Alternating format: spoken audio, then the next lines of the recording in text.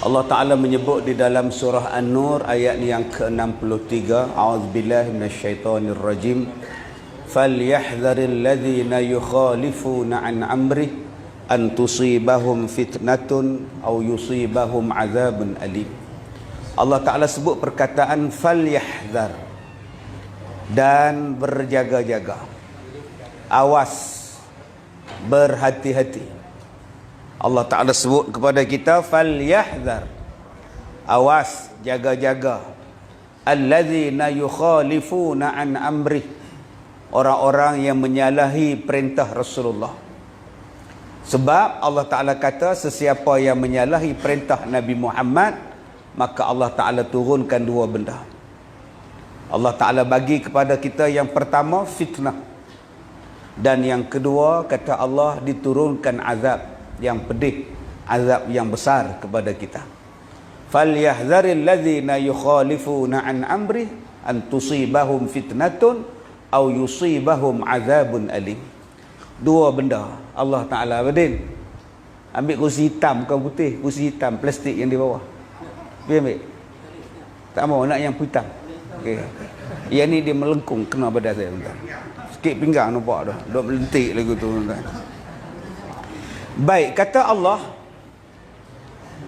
Ta'ala sebut kepada kita tentang Nabi Muhammad sallallahu alaihi wasallam. Allah Ta'ala suruh kita taat kepada Rasulullah. Ati' Allah wa ati'ur Rasul. Taatlah kepada Allah dan taatlah kepada Rasul. Disuruhnya kita taat kepada Allah, taat kepada Rasul. Tetapi ada orang yang tak nak taat. Dia tak nak ikut Nabi Muhammad. Dia rasa bila tak ikut Nabi Muhammad ni, bagi dia tak ada apa, tak jadi apa. Tengok, dia kata tak jadi apa pun, kita pakai telekung padahal kita jantan, tak jadi apa pun. Nampak entah. Kita ni jantan nak jadi betina, tukar buang segala habis, tak jadi apa, elok je. Ni yang Allah Ta'ala sebut, falyahdharil ladzina yukhalifuna an amri. Nabi kata mai semayang. Ni baru betul. Hak tadi melengkung. Baru boleh menyandak lagi. Cuba Madin tu tengok, melengkung tak? Cuba try kan. Tak, cuba tengok. Nak tengok. Melengkung tak? Sedap? Tak sedap kan? Tak ada, duduk dah geleng dah. Nampak benda nipu dah. Baik, tuan-tuan yang dirahmati Allah. Nabi kata salat, kita bantah Nabi Muhammad, kita tak salat. Nabi Muhammad kata bayarlah zakat, kita tak mau bayar zakat. Kita anggap bila kita bantah Nabi Muhammad, kita lawan Nabi Muhammad, tak jadi apa. Sebab dia kata Nabi Muhammad ni rahmat, rahmatan lil alamin. Nabi Muhammad ni baik semua, rahmatan lil alamin, rahmat pada sekalian alam ni. Bukan maksud buatlah apa pun Nabi baik, bukan maksud kita ni buatlah macam hang haram ke, pahala ke, dosa ke, halal ke, hang buat ya, tak apa, Nabi tak marah. Dia rahmat lil alamin. Nak pakai tattoo ke, nak lukis cacah tattoo kat badan ke, cacah lah. Nabi tu rahmat. Nak makan babi, makan dah. Makanlah lembu, kata dia ni. Ni cerita lembu babi ni. Hari ni bukan setakat babi orang makan, kelawar buat sup, ular sawah masak merah, Allah Akbar, tikui bakar, cicak kuah asam lah, ayam asam. Buatlah. Nabi kan pemaaf, Nabi kan rahmat. Salah. Yang dikatakan rahmat itu apa? Bila engkau ikut Nabi Muhammad, rahmat pada engkau. Tetapi bila kita bantah Nabi Muhammad, lawan Nabi Muhammad, azab pada engkau. Dalilnya apa? Surah An-Nur ayat 63. Bila kita ikut Rasulullah sallallahu alaihi wasallam, walaupun sekecil-kecil benda yang disuruh oleh Nabi Muhammad sallallahu alaihi wasallam, ada keberkatan pada dia, ada kebaikan pada dia. Tuan-tuan masuk dalam tandas, Nabi cakap masuk dengan kaki kiri dulu. Keluar sekali lagi kaki kanan dulu. Ada orang kata, aku suka saya nak masuk belah mana pun. Dia masuk melompat dua-dua dalam jamban. Peliknya cara masuk ni. Bila buat kajian, kenapa yang Nabi suruh masuk belah kiri? Supaya kita ni selamat. Hikmah dia tu. Sebab kalau kita licin, tergelincir, jatuh tuan-tuan, kalau kaki kita belah kiri dulu, automatik kaki kanan ni akan terlipat. Bila kaki kita belah kiri ke depan, kaki kanan ni dia terlipat, kita terduduk atas lantai bilik air. Kepala kita selamat. Tapi kalau kita masuk kaki kanan dulu, katalah ada sabun di bawah tu, kita terpijak, jatuh tergelincir, pom, kepala jatuh atas simen, meletup. Kita ingat pinggan pecah, upah kepala pecah. Isteri dia kata kat anak dia, Man, nengok nu pecah apa kat bilik air tu. Pecah apa kepala ayah dia? Nak sebut kepala pak dia salah, kepala ayah dia. Sama ada koma, pingsan, tak pun meninggal. Kadang-kadang seminggu tuan-tuan, koma. Jatuh kepala ni, belakang ni. Lepas seminggu sedang. Isteri mai kat dia, abang, ni cek ni, kenal. Cek tu apa? Oh, sudah lah tuan-tuan, cek tu apa pula. Ni Cikgu Syam pergi kat dia.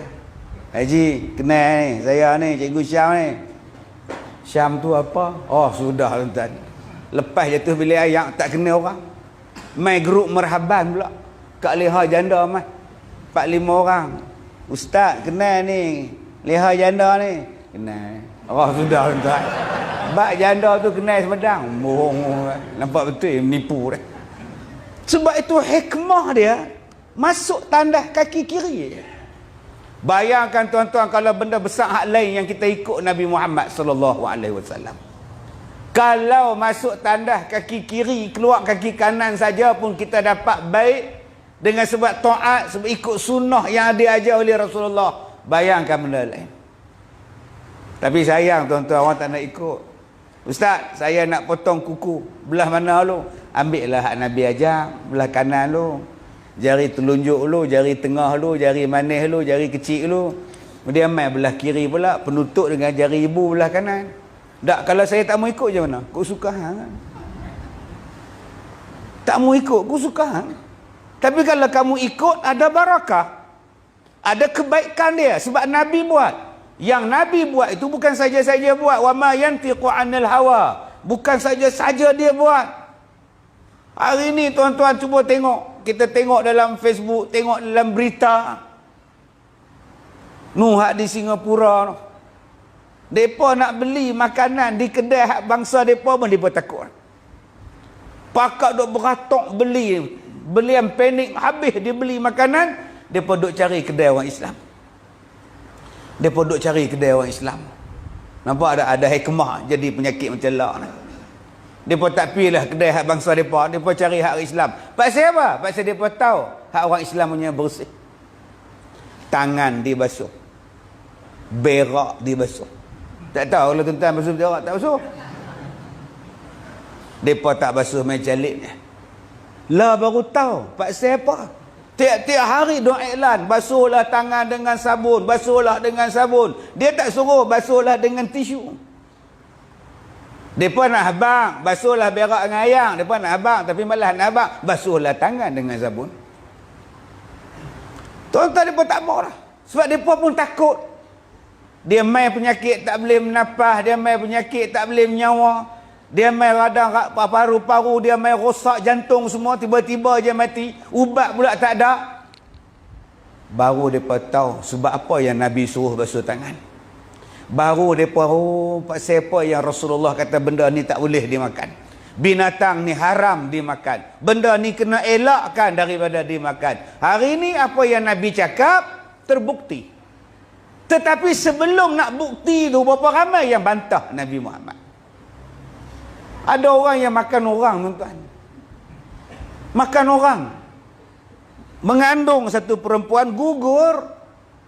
Budak yang gugur tu, mereka buat sup. Lah, apa dak jadi ni? Agak-agak tuan-tuan kalau Batman pergi ke Wuhan tu, dengan Batman kena makan tuan-tuan. Tak Batman, Spiderman pun kena makan. Tuan-tuan tak tengok dalam video mereka ni duk makan kera daripada meja. Mereka kerak dua meja tu, buh kera di bawah, tinggal kepala macam bersubunga ni. Kepala kera tu duk gerak lagu tu. Duk hidup lagi. Pakai duk ambil mereton, pakai duk ambil hammer, duk katuk, sedut. Oh, apa jenis hampa ni? Yang Nabi tak bagi buat, yang Rasulullah tak bagi buat, yang Islam tak bagi buat, hang buat. Yang pelik-pelik dibuat. Maka hari ni kata Allah akan turun kepada kamu fitnah atau turun kepada kamu azab yang besar. Dan hari ni berlaku dah.